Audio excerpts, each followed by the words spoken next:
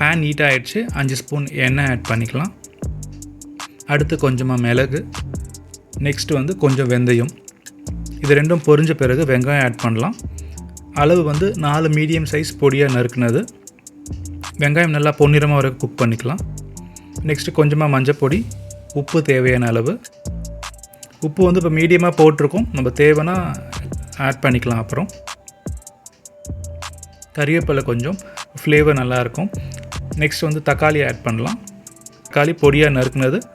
இந்த டிஷ்க்கு வந்து தக்காளி வெங்காயம் நம்ம எந்த அளவுக்கு குக் பண்ணுறோமோ அப்போ தான் கிரேவி சூப்பராக இருக்கும். நம்ம அடுத்து வந்து இஞ்சி பூண்டு பேஸ்ட் 2 டேபிள் ஸ்பூன் ஆட் பண்ணியிருக்கோம். இதுவும் நல்லா மிக்ஸ் பண்ணி விட்டுடலாம்.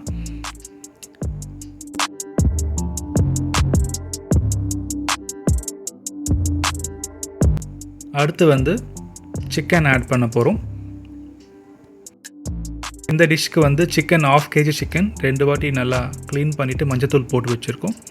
சிக்கன் ஆட் பண்ணிவிட்டு நல்லா கலரி விட்டுடலாம்.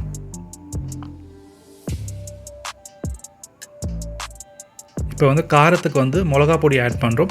இது வந்து குழம்பு மிளகா பொடி வீட்டில் பண்ணது 2 டேபிள் ஸ்பூன். இந்த குழம்பு மிளகா பொடி உங்கள்கிட்ட இல்லைன்னா நீங்கள் வந்து ரெட் சில்லி பவுடர் ஆட் பண்ணிக்கலாம், ப்ளெயின் சில்லி பவுடர். அது அளவு வந்து ஒரு 1 ஸ்பூன் ஆட் பண்ணிக்கலாம். அடுத்து தயிர் அளவு வந்து 100 ml சின்ன பேக்கெட். இது எல்லாமே ஆட் பண்ணி நல்லா மிக்ஸ் பண்ணி விட்டுடலாம். ஸோ இந்த கிரேவிக்கு வந்து நம்ம தண்ணி ஆட் பண்ண போகிறோம். தண்ணி அளவு பார்த்திங்கன்னா 200 ml தண்ணி.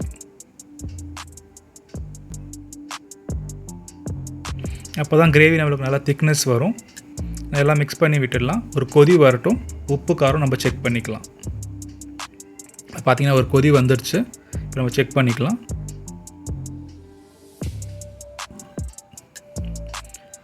காரம் கரெக்டாக இருந்தது. உப்பு கொஞ்சம் தேவைப்படுது. அடுத்து வந்து இப்போ நம்ம குடமிளகா ஆட் பண்ணிக்கலாம். இதுதான் இந்த டிஷ்ஷுக்கு வந்து ஒரு மெயின் இன்க்ரீடியன்ட்ஸ். இது வந்து ஒரு பெரிய குடமிளகா, அது மாதிரி ஸ்லைஸாக கட் பண்ணது